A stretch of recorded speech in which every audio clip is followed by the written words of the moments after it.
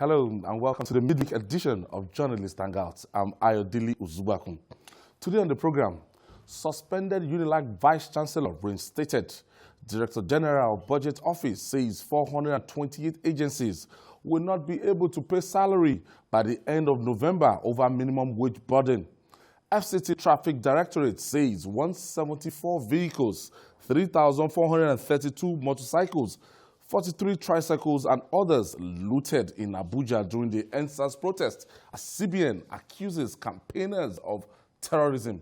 And finally on the show, Governor Zulum commends UAE over conviction of Boko Haram sponsors, urges federal government to deploy multi-stakeholders team to follow up as EFCC says 2.2 billion naira allegedly spent on prayers to defeat insurgents. I'll be hanging out with Babajide Kolade Otitoju and Olabisi Deji Folutule. So if you're ready, let the hangout start now. Just before we go into the discussion of the day, let's pay tributes to the Second Republic Governor of Kaduna State, Balarabe Musa, whose sad departure occurred earlier Wednesday morning. Alhaji Musa, known as a left-wing politician, was governor of Kaduna State from October 1979 until he was impeached on the 23rd of June 1981. The elder statesman died in his Kaduna home at the age of 84 years. Babajide, one of the upright men, always speaking truth to power at any given time, is gone. Yes, the world will remember him for for the fact that he stuck to the truth throughout his life. He was an unbending person. If he was ready to sacrifice, he would not have been impeached. So he set that record as the first Nigerian governor, first executive governor to be impeached. At that time, the House was dominated by NPN members. You know, he came in on the platform of the PRP. He was a disciple of Madam Aminu Kano, who was based in Kano. But somehow, the PRP, what the PRP stood for, resonated with the Talakawas, with the poor people.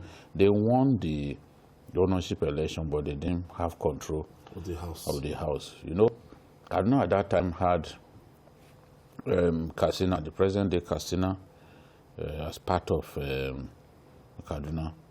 So it was a mixture of people with revolutionary streak, progressives, as well as the extremely conservative. So it was tough for Balarabe Musa, and he was not prepared to back down. He ran the state for months and months without a commissioner. You know, it was a source of problem between him and those lawmakers at that time. He was not going to back down. And to his credit, he stuck to what the PRP stood for. In fact, I remember interviewing Sule Lamido in the 90s, and he said that Balarabe Musa was overtaken by nostalgia, that PRP as a party was dead. Why is he coming out with a party that was dead? That instead of him to form a new party, he is so gripped by nostalgia that he's still that PRP. Oh, no. That Talakawa party. Until he died. He belonged to the PRP. He didn't form any other party. Contested under his party. Yes. For the Senate this 2019. There are many people who saw it, even in Kano. Some people saw it as an option. They contested, and even in Bauchi too, some people contested on the platform of PRP, and I think they even won a few seats. You know, so it's difficult to find people so honest like that, incorruptible.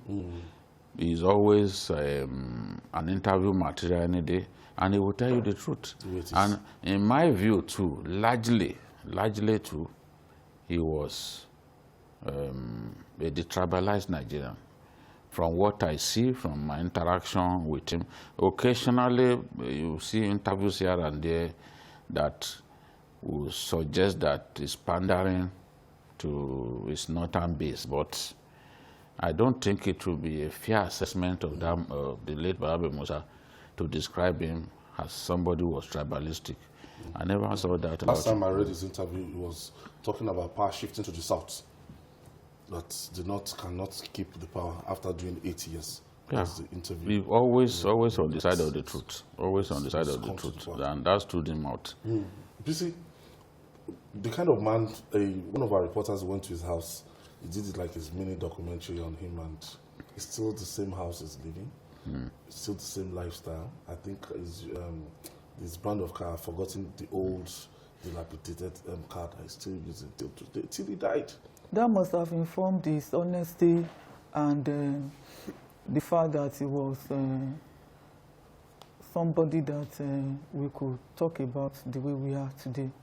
Because even across parties, since he died this morning, I've been reading comments about him, and people have been saying that this was a man that was able to say the truth, no matter whose ox was God, always on the side of the people.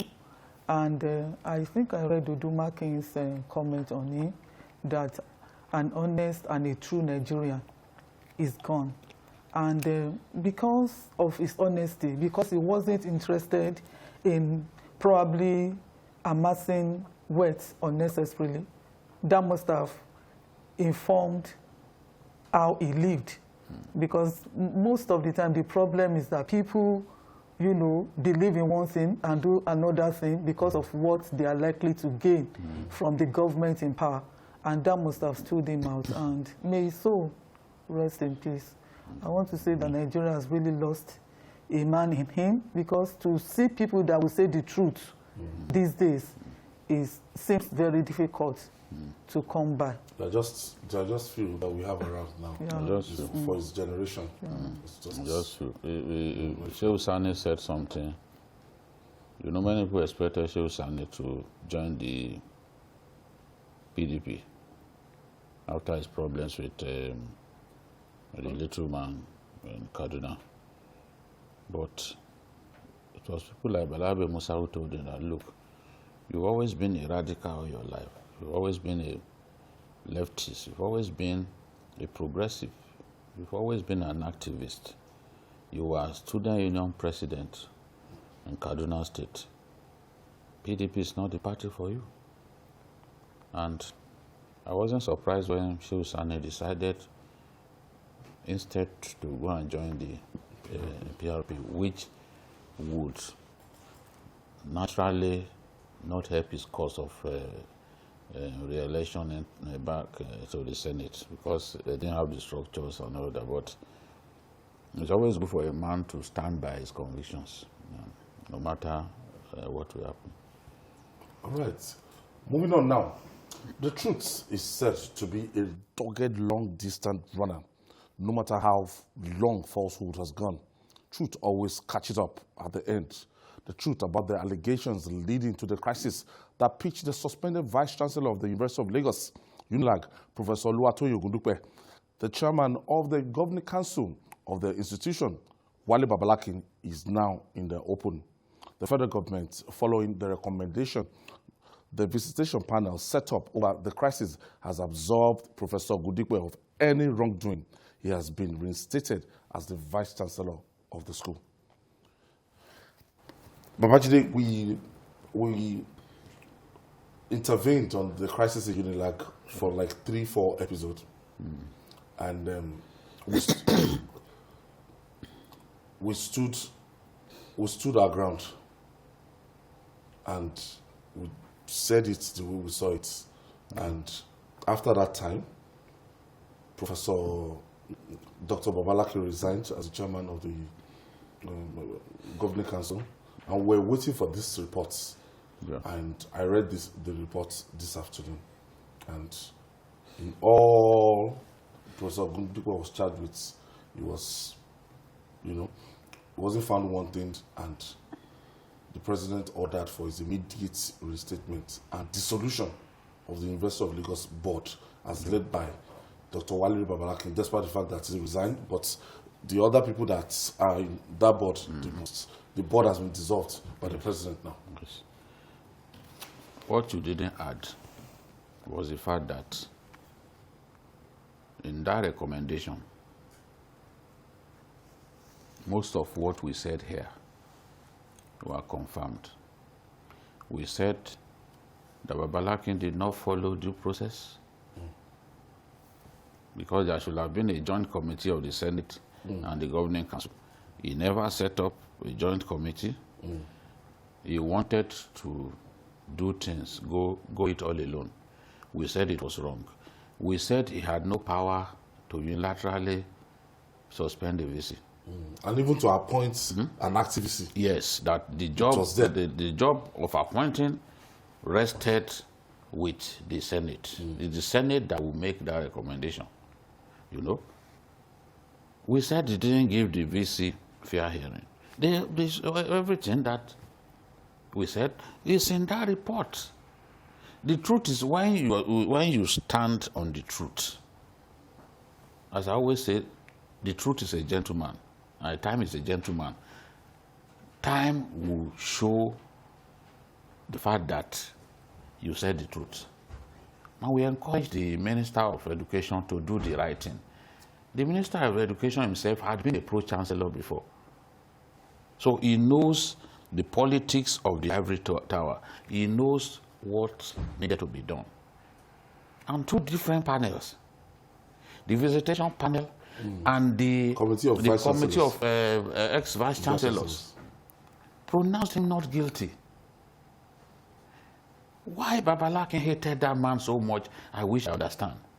It's politics. I wish I understand.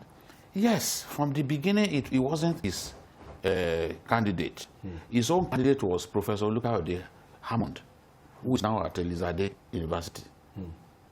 And even during the reception for Professor Ogundipe at Metropolitan Hotel, he said it himself that, look, he wasn't my candidate, it is God that made him VC. Now, if you said that it was God that made him VC, and you are running after him, bent on shaming him, he knelt down for you, he prostrated for you in the presence of Pastor Balarabe. He said, forgive me if I offended you. Yet you will not forgive. And you use your own mouth to say it was God that made him VC. Is it God? So, all of these things, many Nigerians hated Professor Ogundipe because we live in the season of fake news. The impression that the Governing Council led by Babalakin tried to create was that the renovation of the VC's lodge that got so much money was a product of a contract award. But the VC awarded over. But the VC, that VC had been in that school for 3 years.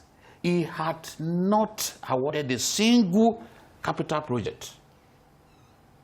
He has not executed any capital project. He's been going to people, begging them to donate money. He went to Baba Okunu that he should help him. Baba Okunu helped them with the law faculty building, released 100 million.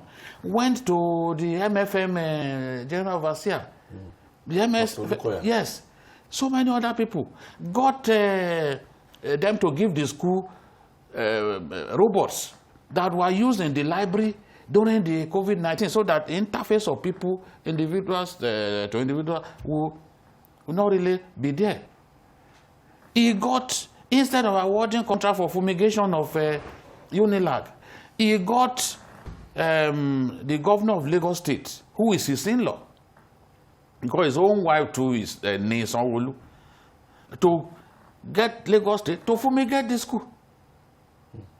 And the school, in the account of the school, there's hefty money because no capital project embarked upon by him. And this was the same man that they were saying, oh, he stole so much money, because he did not talk during that period. That's how you know a wise man. If he had granted press conferences to tell the world that, oh, Babalakin lied, this and that, maybe they will not be able to resolve this matter today. He kept quiet during that period, and because he kept quiet, there were lies flying all over the place. Propaganda took over, and we were told that, oh, he confessed to his sins, only for the visitation panel to discover that he was not even invited to any panel to defend himself. Have you ever had this kind of thing? In this modern age, a VC without experience, you put it on trial without giving him a chance to even defend himself. Where is it done? That's elevated dictatorship. Now, at the end of the day, they said, okay, enough. Babalakin saw it coming. He called he said the visitation panel that they were biased, this and that. At the end of the day, he threw in the towel. But the truth is,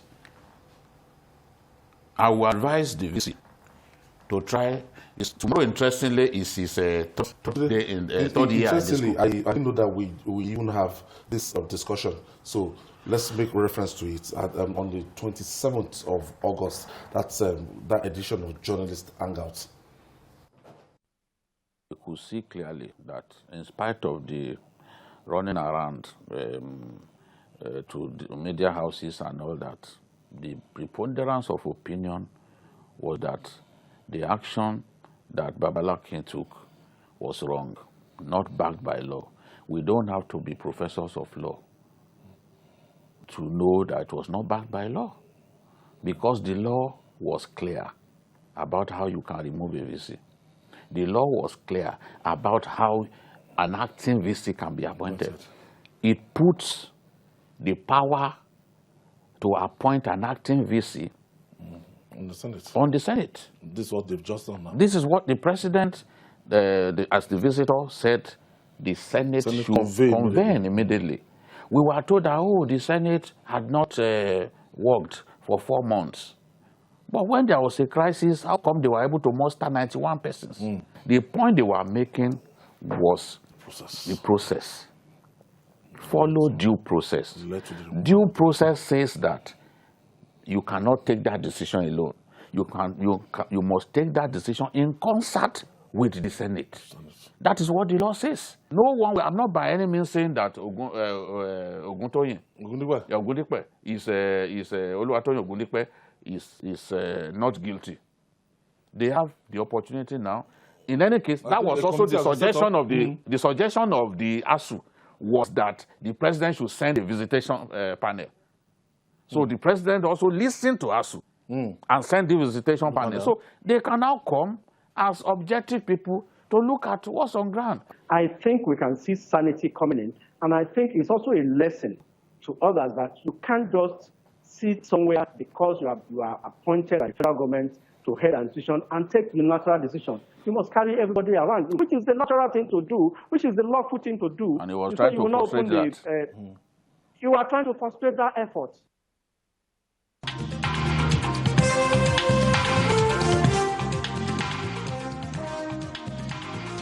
Babajide's intervention on this same matter on the 27th of August this year.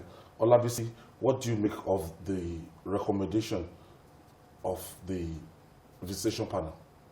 Well, for me, it's good that due process was followed. At the end of the day, people asked for a panel, an independent panel, to look into the problem, into the crisis, and the president in his capacity as the visitor to the university set up that visitation panel. And it has come out to tell us that Ogundipe was not properly removed. It has also said that he did not find him, that he was not given fair hearing. It has also said that whatever allegations that anyone could have against him should be presented to the visitation panel that the federal government is setting up to look at the activities of federal universities.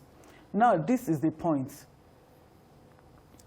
The fact that the federal government has refused to set up visitation panels to its federal universities is a source of concern to people like me.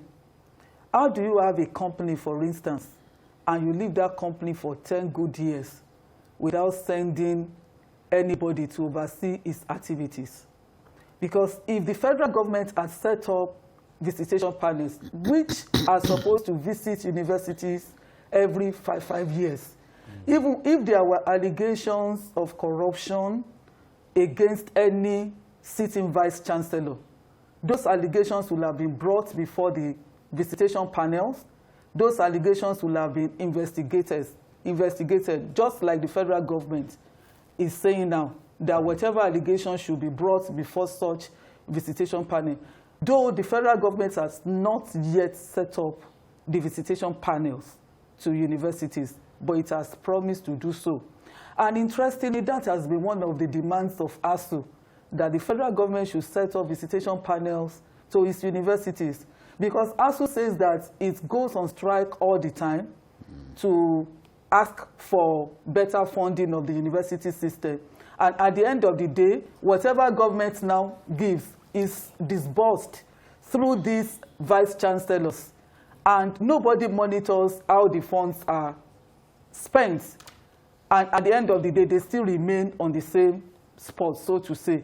So for me, the recommendation that such allegations against Ogundipe should be taken to the visitation panel, should be brought before the visitation panel, is a good recommendation. It is now left for whoever is in the university community that has any reason to put up any corruption charge against the vice-chancellor to compile the allegations pending the time the visitation panel will visit the university, present such allegations. The recommendation, I think there was also a place for retrial that the allegation. Yes, that is what I'm saying. Yes, so present those, allegations. Then the panel will now investigate. So if he's found guilty, yes, because what government is saying is that if such visitation panel finds him guilty at that time, then you cannot be talking of whatever punishment. But as of today, the panel didn't touch on the allegations of corruption, so to say, against Ogundipe. It was just the process that it looked into. If you listen to Professor Agomo, the former Dean of Law, University of Lagos, that's what she is saying, that they are not going into the substance of the matter, but the process is what they don't like. But actually, when you now look at it now, I think this will send a signal to pro-chancellors who think they will serve as alpha and omega in the university setting. You cannot run a university in that way. In 1 month, Awala can give Ogundipe 28 queries in 1 month. 28 queries? Yes, 28 queries. If you remember, they stopped the congregation. It wasn't the congregation for last year. That is a convocation that the council decided the date. Last year? Yes. And it was said that every year there must be a convocation. It was said that it was, the thing is, you chose the date. You presided over the meeting where the council chose that date. But it was said that because he wanted to attend Justice Oguntade's birthday, that was why he decided to cancel it.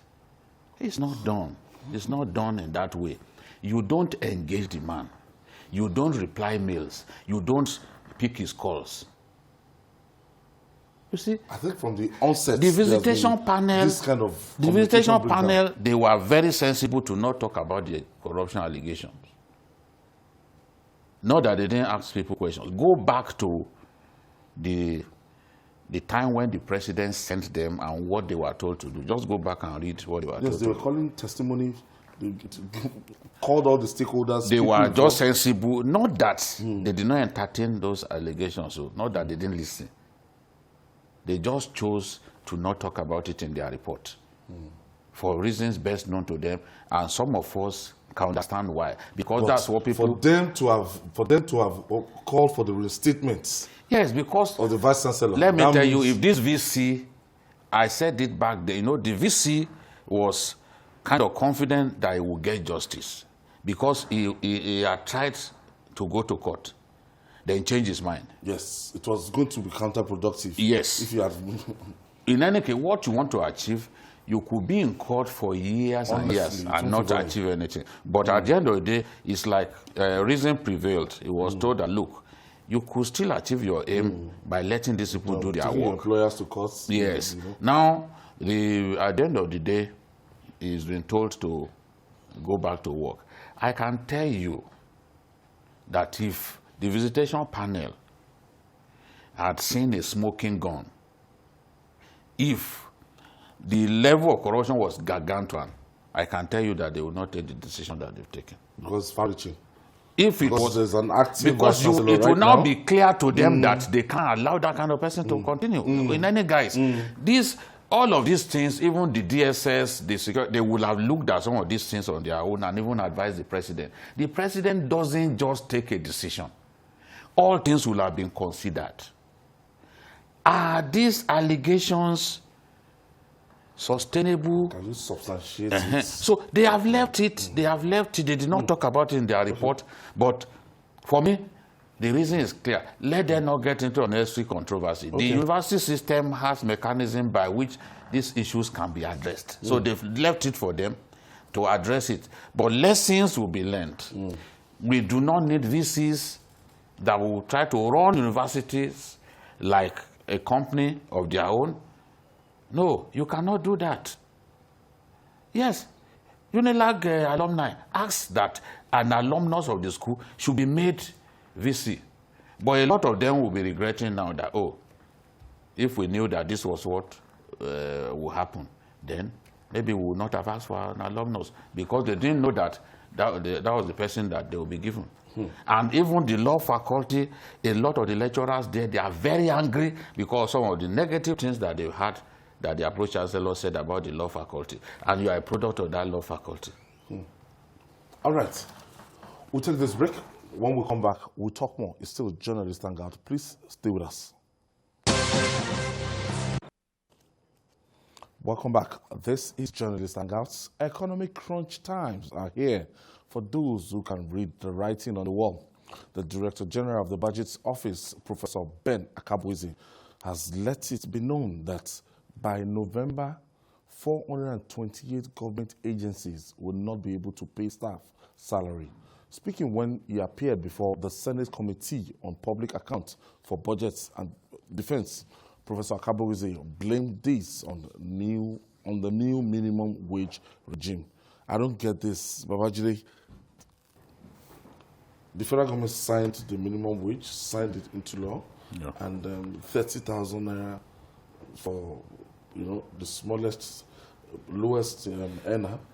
And I thought they would have factored what they had, the liquidity, how buoyant the government is before they signed that minimum wage. Now, if Akabuizi is coming out to tell us that 400 and over 400 government agencies will not be able to pay November salary, what's happening here? You and I have been here for some time. We've been talking about low revenue, generating capacity. We talked about the fact that Nigeria is technically bankrupt.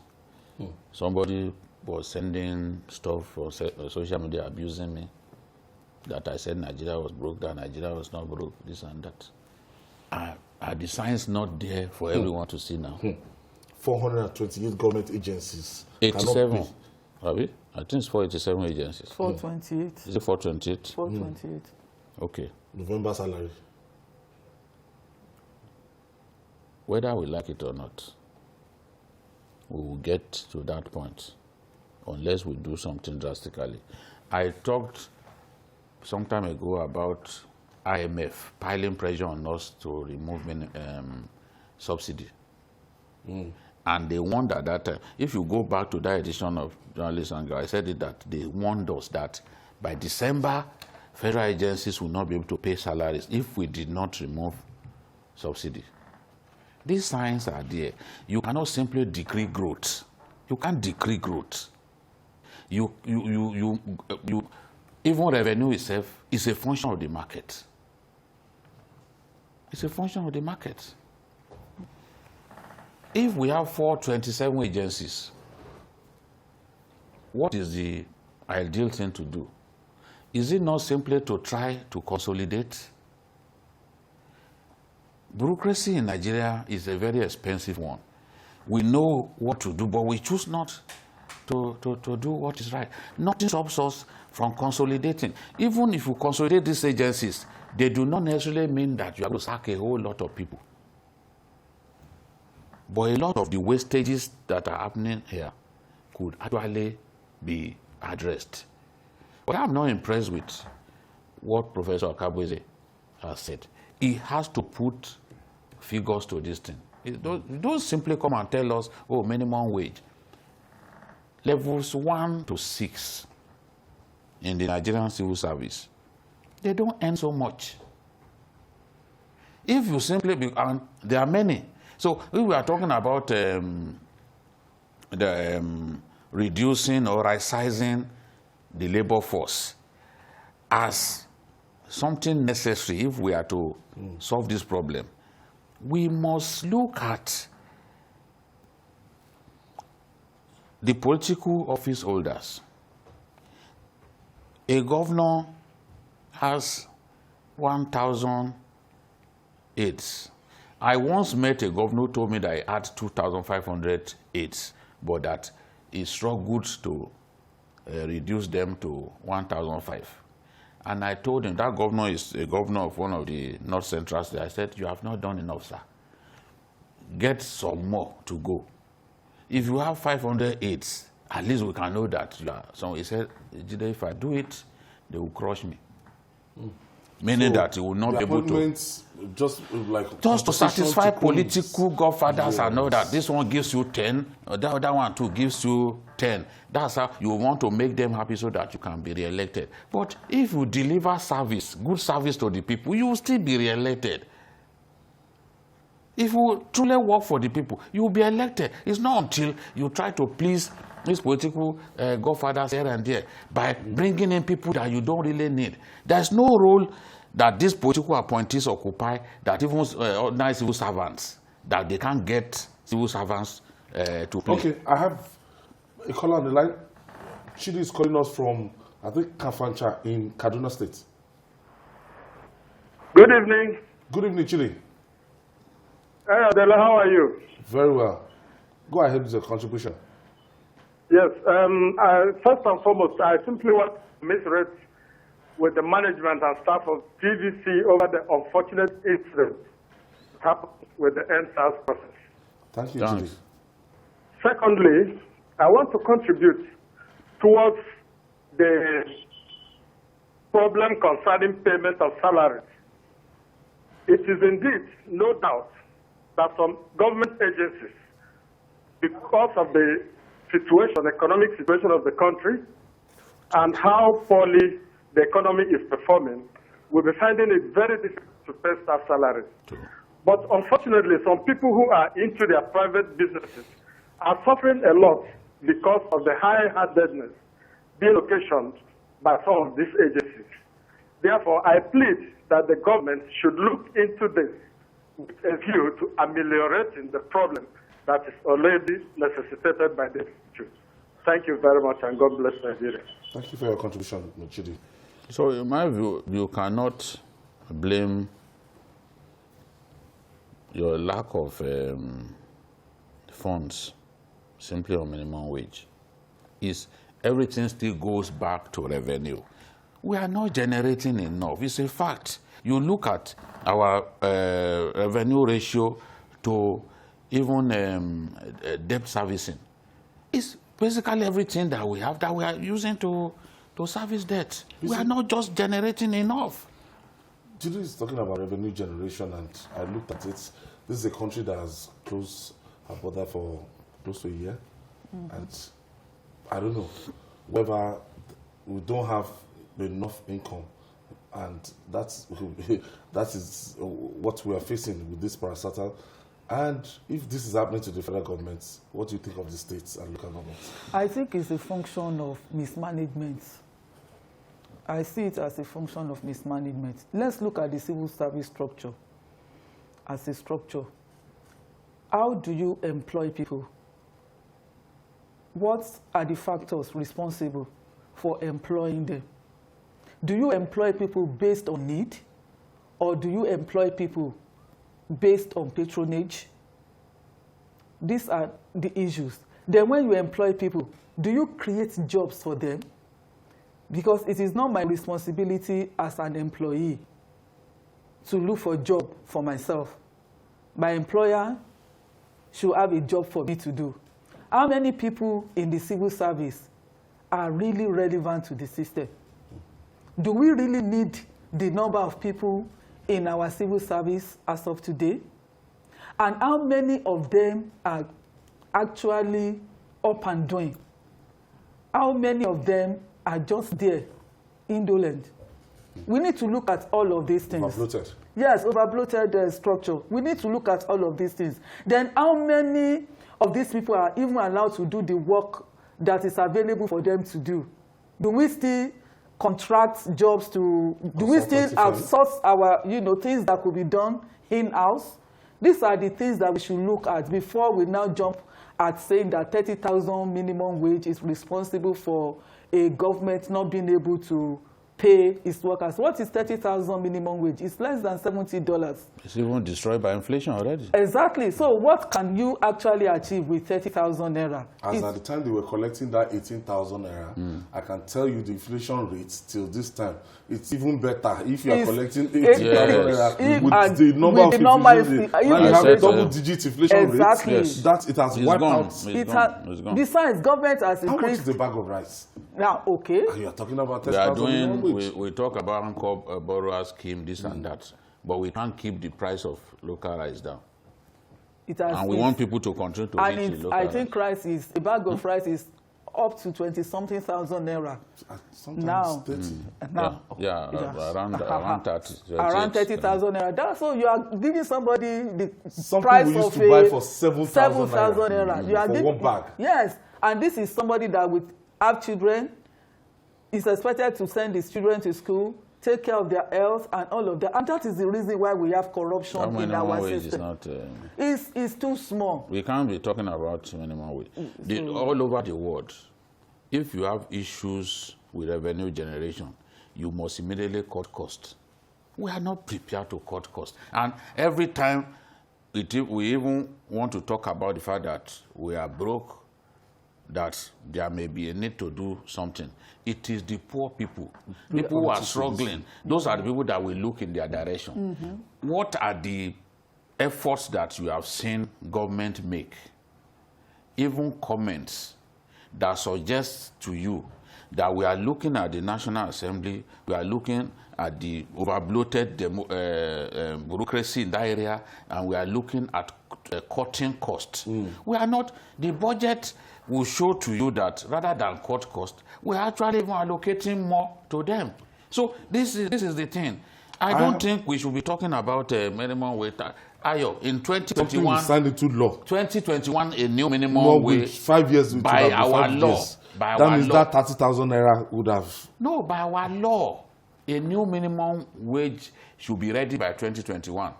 You know how many years it took us to even agree on this one? It's supposed to be every 5 years now. So we should have been, the people should have been enjoying this minimum wage since 2016. Okay, I have Monday. Monday is calling us from Mina in Niger State. Yes. Thank you for joining us, Monday. Yes, Oga Uzubakun and Oga Jide, good evening. Good evening, Monday. And Oga Monday. BC. Yes, I just wanted to talk about this BC something. You see, I'm happy the way the presidency has acted swiftly on this university something. Now you can find out that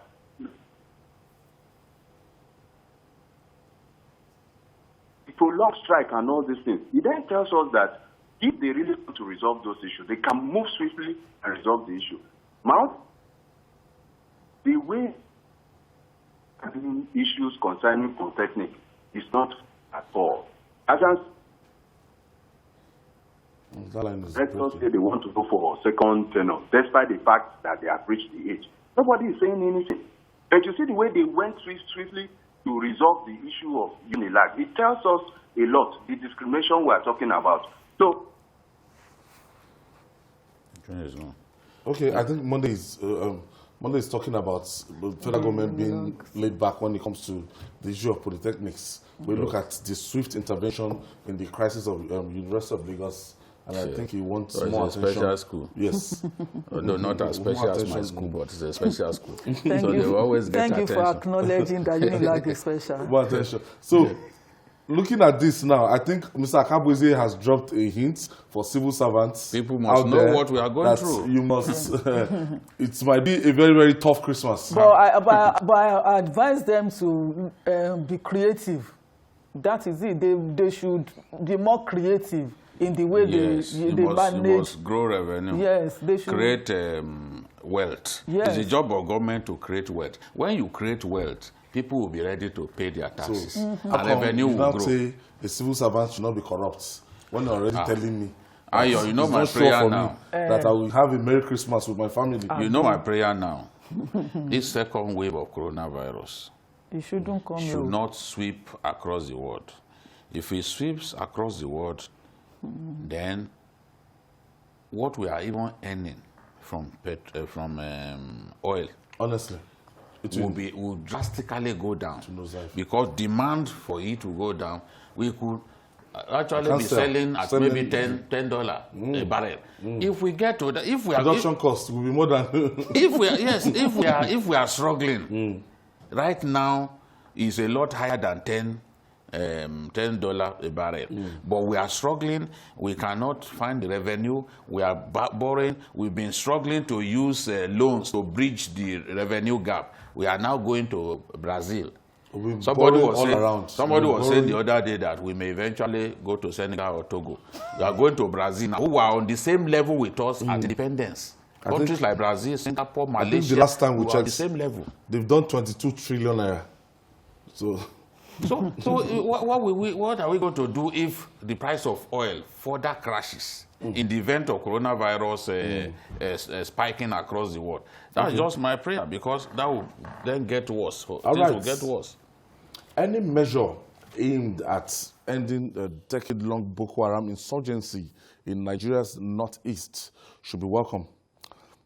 Borno State Governor Professor Babagana Zulum is happy that the United Arab Emirates, UAE, is helping to track funding of the insurgents. In a statement, Governor Zulum commended conviction of 6 Nigerians by an Abu Dhabi court for allegedly supplying about 300 million naira to Boko Haram. He urged the federal government to deploy multi-stakeholders team to follow up. Meanwhile, a shocking news has hit the trending table as an official of the Economic and Financial Crimes, EFCC, alleged that 2.2 billion naira was spent on prayers in Nigeria and Saudi Arabia to win the war against insurgency. He made this shocking revelation during the trial of former National Security Advisor, retired Colonel Sambo Dansuki. Olabisi, is this not a joke? 2.2 billion naira. Nigeria is a huge joke. 2.2 billion naira to fight an insurgency and to pray. Yes, and let's take it as fighting insurgency, and not till today. Yes, literally, and not till today, we have not seen the impact of that investment in prayers. I mean, how do you use prayer to fight a war? How do you use prayer to fight a war? I think it's in the Bible, King Jehoshaphat. King Jehoshaphat. We were singing praises to God. If we must do everything that we read in the Bible and the Quran,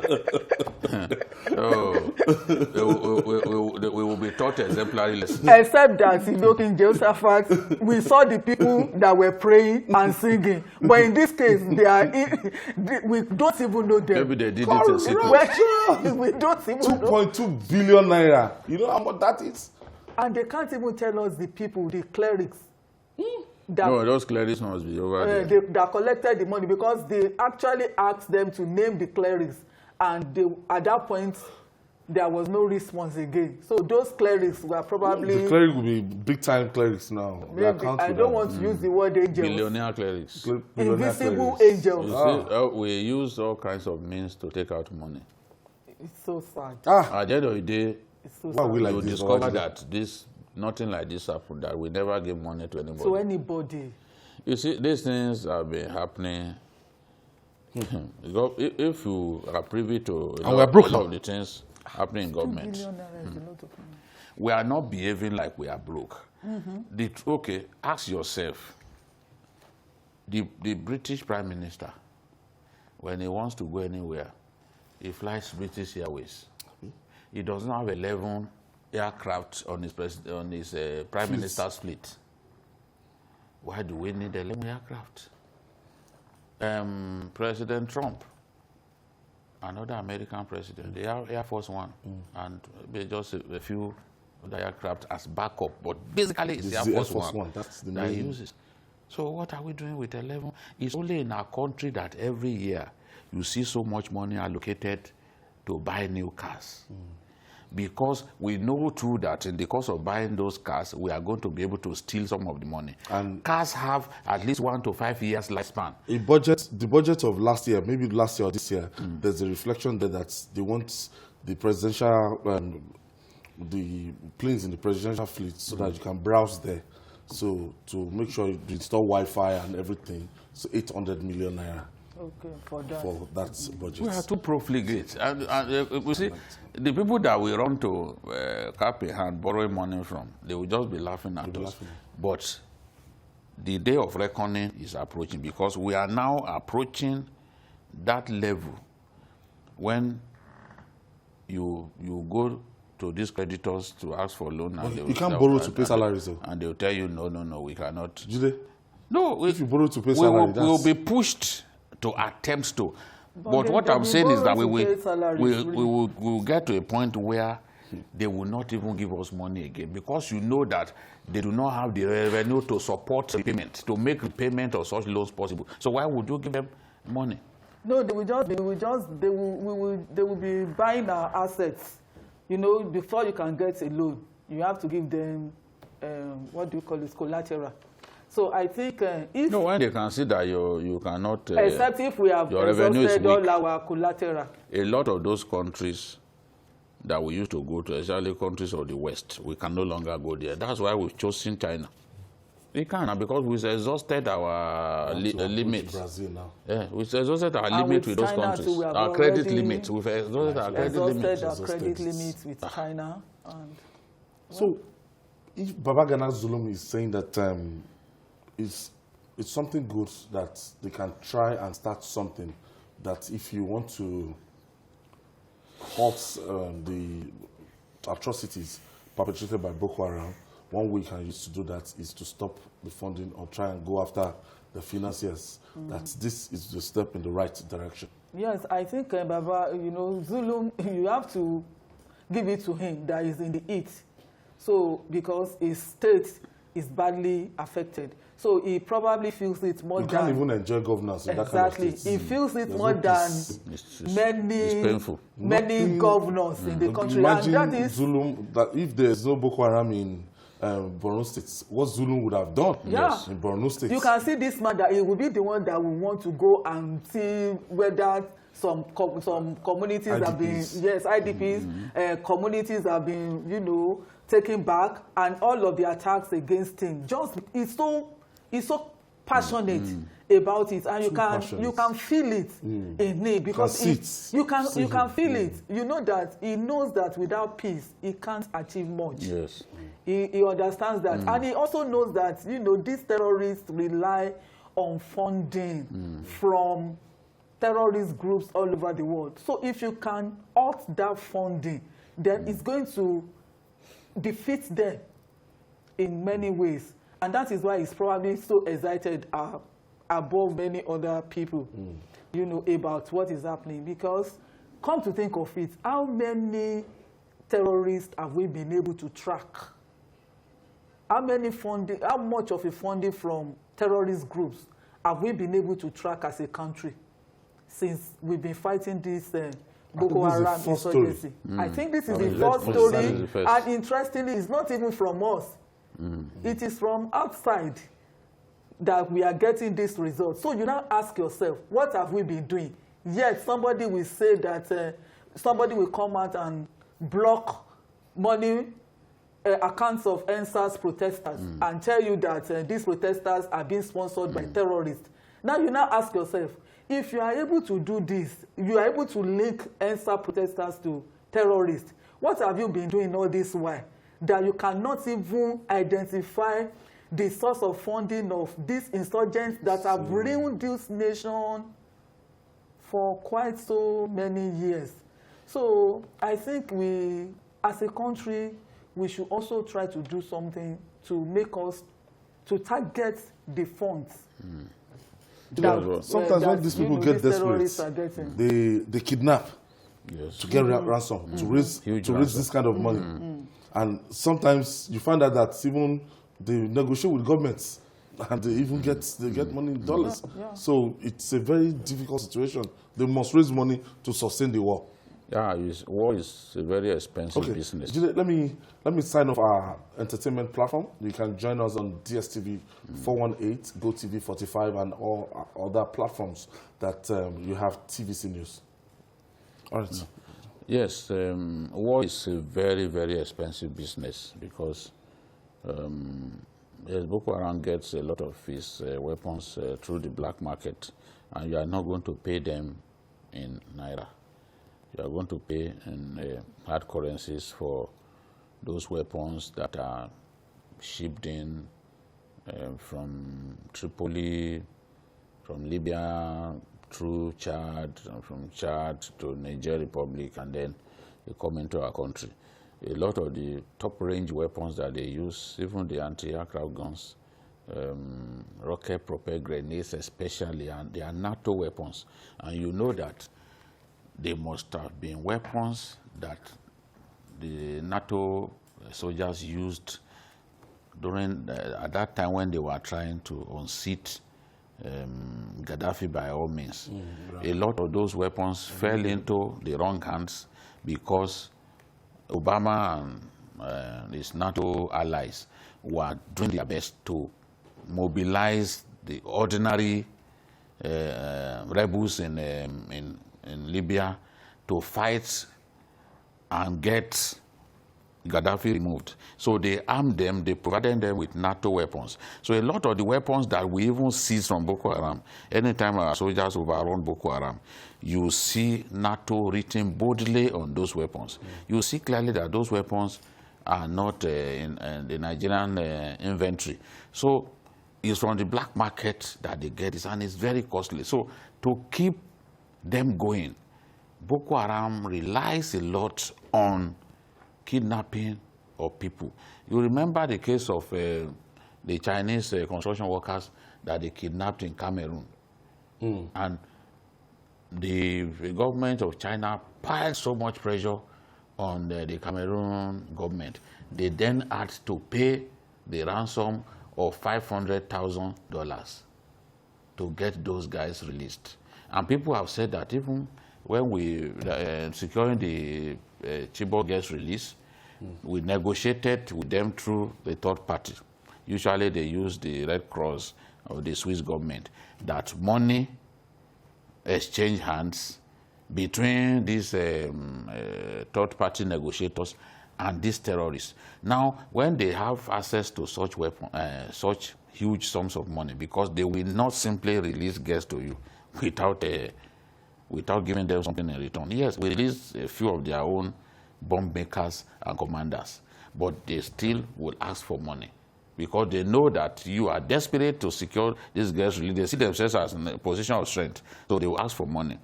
All of these monies they will use to continue to prosecute their war.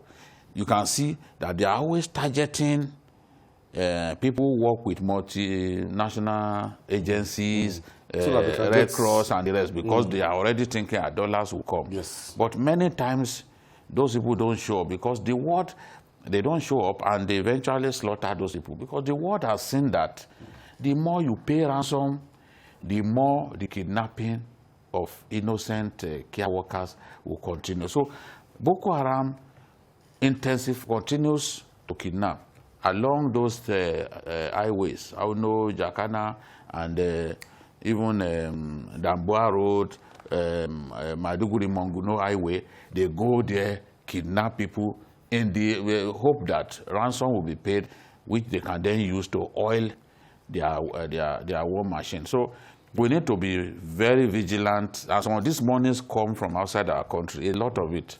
There are many people, many fundamentalists in the US and other places, because they are affiliated to ISIS. So they will get, ISIS has tremendous sources of cash. So they will be able to get money, direct funding from ISIS and all that, as long as they are doing what ISIS wants them to do. So we have not done enough to track terrorist funding. We need to work with our partners, get the support of the international community to track these people down. And I'm really not impressed that up till now, this is just the first case. And every time we hear that, oh, a sponsor of Boko Haram has been arrested. So don't we get information from them when we arrest them? How come it's just now that the UAE... For just 300 million naira. And the hardwares Boko Haram have been purchasing, they pay their mercenaries, they import people to come and fight for them. Yes, They and they'll pay them dollars, yes. I want to believe that they still have quite a lot of money at their disposal. Financiers. Yeah, of course, that is not in doubt. ISIS is there for them, and it's just how some of them are not even Nigerians, some of the fighters. Yes, from Mali, from Chad. Yeah. So they have to pay them. Yes. If you don't pay them, you won't get enough fighters. I've seen Boko Haram men arrested, and so they could not even speak a word of Nigerian language. You know, so there are many contract fighters, especially from among the Chadian rebels, who had been involved. They are battle tested. They have been involved in guerrilla warfare with the Chadian army for years. Chad has had to fight a civil war for up to 40 years. So they have battle-tested people among those rebels that Boko Haram, once they need them, they reach out to them, they come and fight on their side. So there is a lot of work that we need to do.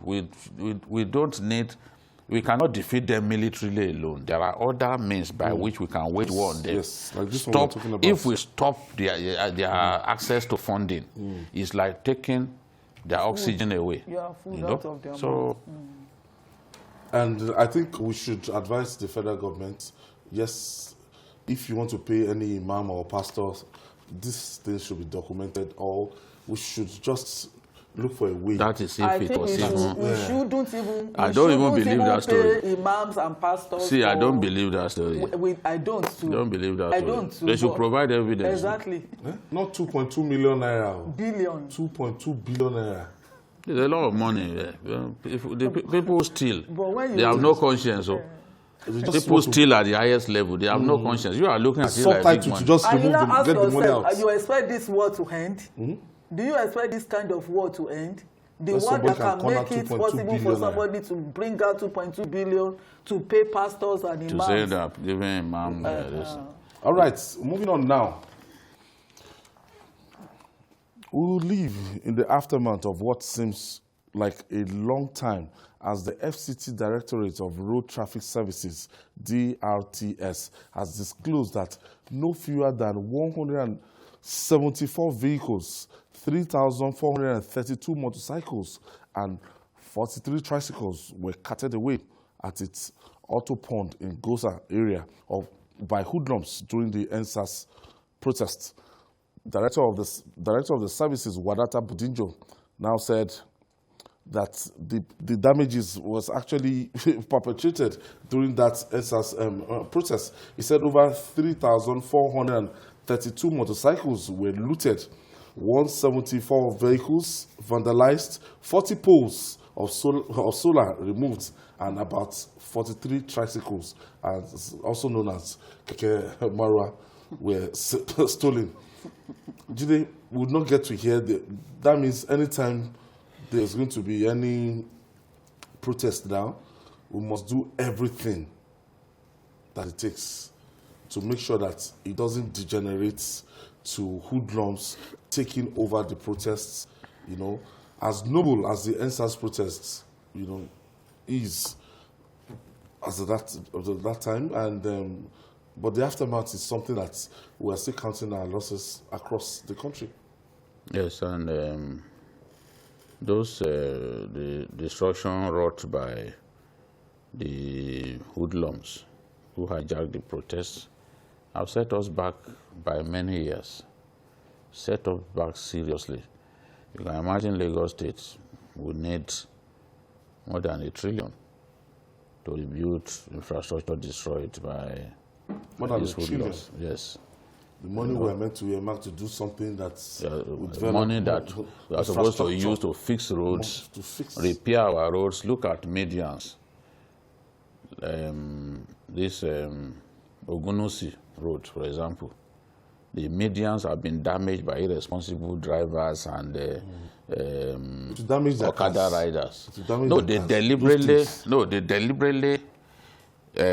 broke up those the median, so that they don't want to go all the way to road safety to turn. So somewhere around Akiode, where you used to live, they broke. They created. Yes, one. Then there's another one in front of around the Chicken Republic. They also broke it. By now, for government to show that, look, we did not create room for you to do U-turn here. Government ought to, the Commissioner for Works in Lagos State, ought to go and repair the median. And then when they repair the median, they should put plainclothes policemen in that area for us to see whether some people will go back there and try to vandalize, destroy it again, because they are too impatient to go and do a U-turn. If you are traveling on Lagos-Ibadan Expressway, for example, is it at every point that you'll be able to make a U-turn and get to the other lane? No. So there has to be discipline. Even going towards Third Mainland Bridge, you also know that it is not at every point that you can do a U-turn. So I expect government, the Lagos State government, to go and fix the median that has been destroyed, and frustrate irresponsible drivers and Okada riders who are now turning those points to where they can do U-turn. And you know, they cost a lot of traffic. They cost, yes. Traffic. So those of us who choose to obey the law, they block the road, they cause us to wait and wait. If they do not do that, if they do not fix that, more and more people will join them in perpetrating illegality. And nobody to caution them right now, because we don't have, the police are no longer functioning optimally. They don't start functioning optimally. But that is not going to be forever. Things will improve with time. Things will improve. It's been suggested that if police welfare should be paramount at this time. The governor of Kwara suggested it. So those police stations that have been destroyed, they need to go there and begin to fix them, so that these policemen can have somewhere to rest their heads. Because we can't allow the situation to remain like this right into December. It will be terrible for our people. Our people need to travel. Bandits will take over the highway if they know policemen are not there. Even within our communities, robbers, burglars will run riots. They're now emboldened, knowing that there is, security is virtually non-existent. Can you imagine in Katsina, in Zamfara, bandits write to farmers, tell farmers what amount of money to pay before they can allow them to work in their farms?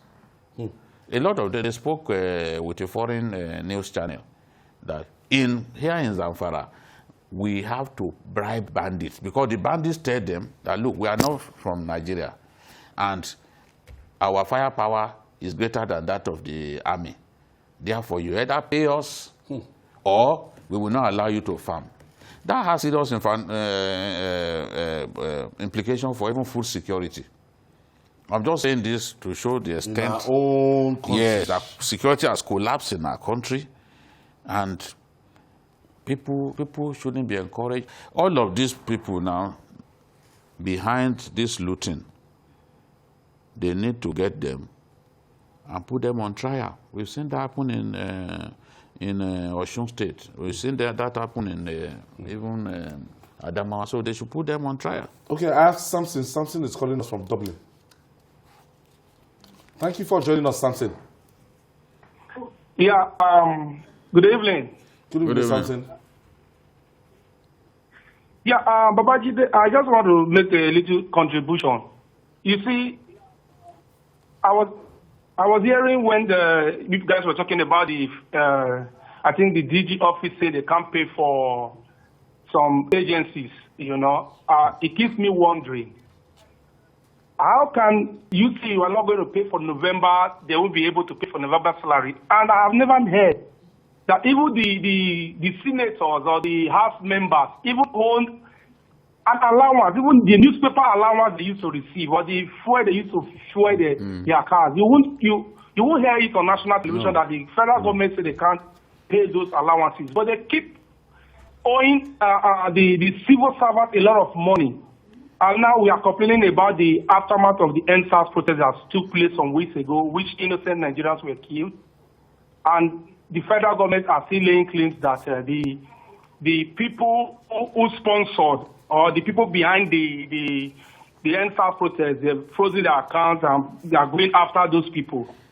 It's a thing of pain to us, especially here in the Western world, when these people look at us, the foreigners, they look at us, they think, what is going on in your country? What kind of government do we have? Babajide, I always watch your program if I'm coming from work or going to work. I'll be calling things at least before I go through. I thank you for your stand for the truth, and I pray God to always give you the strength to say the truth. But this is the painful thing. These politicians, they are the problem of our country. Yeah. You are right.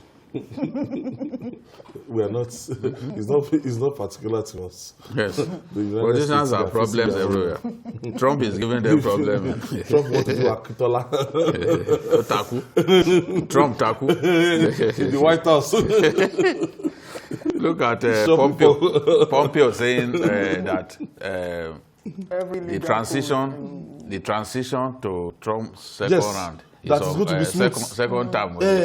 Instead of talking about transition to he's Joe not even Biden. talking about that somebody. The day he says that Trump doesn't waste time in sacking people, the day he says that, that day is gone.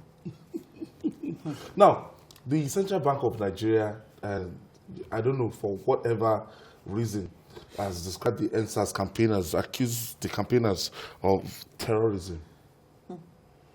Well, I don't know the definition of terrorism again. Because if the definition of terrorism is the normal definition that we are all conversant with, I don't see the relationship between the NSAS protesters that we saw, the peaceful protesters that were on the streets of Lagos and across Nigeria, protesting against brutality of the disbanded. Those financing them. Yeah. So what I'm saying is that if we look at what they stood for, as of the time they were on the streets, I do not see the relationship between them and terrorism, because these are people that came out and presented their demands to the government, and to now and as for the finance also, there was a bit of transparency too concerning how these people were getting their money. In fact, many youths that I know were funding the accounts of the NSAS. People that you won't even imagine, they were contributing towards that cause. Because they were passionate about it and they believe so much in it. So I think our government has not actually come to terms with the meaning of the NSAS protest. They have not actually they don't actually believe that the protest is genuine. They probably don't believe also that these youths actually had a reason, a genuine reason for demanding for whatever they demanded for. Otherwise, I don't see the reason why they should be tagged as, terrorists. At this time, I don't see the relationship. I don't see the relationship at all. And I also think that government should start to understand that when people complain, they don't complain because somebody is sponsoring them. We need to get that understanding. Everything you say is political. Everything doesn't have to be political. If bandits are killing people in Zamfara, they will say it's political. It's the enemies of the government. Yeah. I was looking for there are even some people that we encounter on Facebook, because you have all kinds of characters on social media, who are saying then that it is when the election is approaching that we start having bandits attacking in Zamfara. But elections have ended since. I used to tell them that, look, you are saying rubbish. Elections have since ended. Why has the thing not stopped? Because you want to blame everything on the political opponent. You want to blame everything on the political opponent. Bandits are running riot. They are looking for their money. You are trying to link them with politicians. Bandits that if they can get their hand on those politicians, the same politicians you are talking about, they are going to use their noses to blow harmonica. You know, Nigerians that are like role models to other youths, people that they've used their talents, they are like researchers in their industries that even came out to support this the NSAS project. There's an attempt to demonize them now. And now you are arresting, you are compiling the name of somebody like Pastor Daystar's pastor. Yes. Sam Adeyemi. You are compiling the name of Davido. You are compiling the name of, these people are the people that just came out to tell you how they feel. Yes. And to show their support that, this is what we want government to do. And now, at that time, government told us that they told the youths that they've heard them loud and clear. And that their demands were legitimate. Now you have turned back again to accuse these same youths of being terrorists. And tomorrow you will now say, meanwhile, when they told them that their demands were legitimate, they heard them loud and clear. These youths refused to leave the streets because they didn't trust. They didn't trust them. They didn't trust them. And now you are now coming back again to show them and give them reasons not to ever trust you. This all what they are doing will worsen the trust deficit. Yes. In Nigeria, we hardly trust our government. Young people are so apolitical, they don't want to hear anything about government. They just want to be interested in entertainment. You can see how all of them were excited about Big Brother and all that. If they show that kind of energy towards politics, things would be better. Would have voted. But they're not interested. And the attitude of government is not going to encourage even these guys to show interest. They will see anyone around the corridors of power as dishonest, as someone who cannot be trusted. Because what we are now seeing play out now is antithetical to what we had the VP say, we had the president say. Because you said their demands were legitimate. Who would even say that the demand for us to have a police that we can be proud of, a police that will not simply blow someone's head over a minor argument on the highway, that it is wrong to have a police that will not be signposted by such aberrant conduct. So when you are now trying to make it look like, oh, they are terrorists and that, I was reading some definitions of terrorism because I don't know what the CBN governor and these people are doing. Terrorism is use of violence and threats to intimidate or coerce, especially for political purposes. Another one says, unlawfully using violence and intimidation, especially against civilians, in pursuit of political aims. I've seen people, no doubt about it, some of what the NSAS protesters were doing did not really make many people happy. For example, some of us suggested that, look, don't block the entire road. You can leave one lane for people to use, people in distress and all that. They blocked the road. Yes, they made mistakes. They didn't leave when the ovation was loudest. They could have left and then open channels for negotiation, for interface with government at the time when government showed that goodwill. But that didn't happen, and then motor boys another roughnecks, street urchins, layabouts in our communities. The moment they got hungry and they could not access their daily income, they took to the streets and began to burn, destroy anything on sight. But we can't then say that these guys were responsible for the actions of those hoodlums. It's also the responsibility of government to even ensure that protests like this are not hijacked. Because in the first place, elsewhere, you even provide support, you provide security even for protesters. Those who are involved in peaceful protest, you provide support for them, you provide security for them so that undesirable elements do not go to disrupt their protest. So at this stage, I cannot say what I've done. I feel my friends who are saying, don't support these census people. You support them, that doesn't mean that they will like you. You can see they're abusing you, I know that they don't like you. But it's not about whether they like me. It's about saying the truth. Protestations are an important aspect of democracy. We should not frown against protest. I have this caller, my last caller today. Thank you for joining us.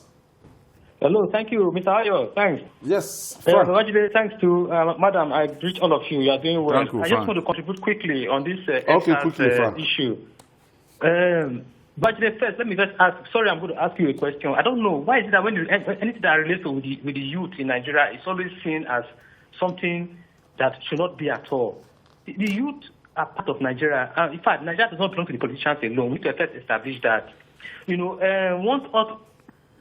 one serious thing also is that this issue of NSAS was aggravated by Mr. President himself. I'm sure you can recollect when the youth were shouting, "Let the president address us," the person who we gave our mandate to, the person whom we voted and gave the collective power to, let him address us. It shows that the youth still had a modicum of respect for the president. Yes. I thought at that point the president would have come out, speak with them, talk to them like kids, and just bring them together. They would have left. But he kept mum until things skyrocketed and got out of hand. And see, what I'll just say again is that I've sometimes in my own personal moment, I ask myself, where is the place of the youth in Nigeria?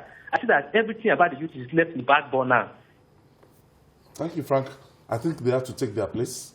I think what happened in the United States of America, 69% of the youth population actually determined the person that emerged as the president. Yeah, they gave their votes to the president. So the people that came out for NSAS, it's just a matter of organizing. Stop agonizing on Facebook or social media. Come together. You can actually defeat these people. Yes, you come together. They're always quarreling. Their egos always get in the way. This one feels superior to the other person. That's why people like Mandela and even Awolowo, Bola Ige and the rest of them, they were very young when they got involved in politics. They were very, very young. Even their youth arm was very strong.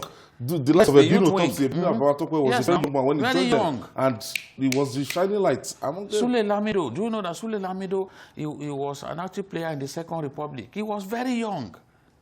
Very young. So once you've reached the age of voting, 18, you can get involved in politics. You can begin, at your own level, you can begin to mobilize people.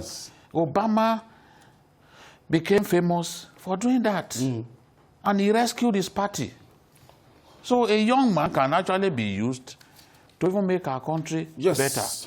You know, we can't simply be watching. We can't be watching 30-something-year-old people becoming presidents in other countries of the world and say that in our own case, someone must be up to 80 before. No, we have to work hard for it. And the good news is that even President Muhammad Buhari has said that his generation are exiting this the country, and that the youth should be prepared to take over. So I think the youth should just be truly prepared.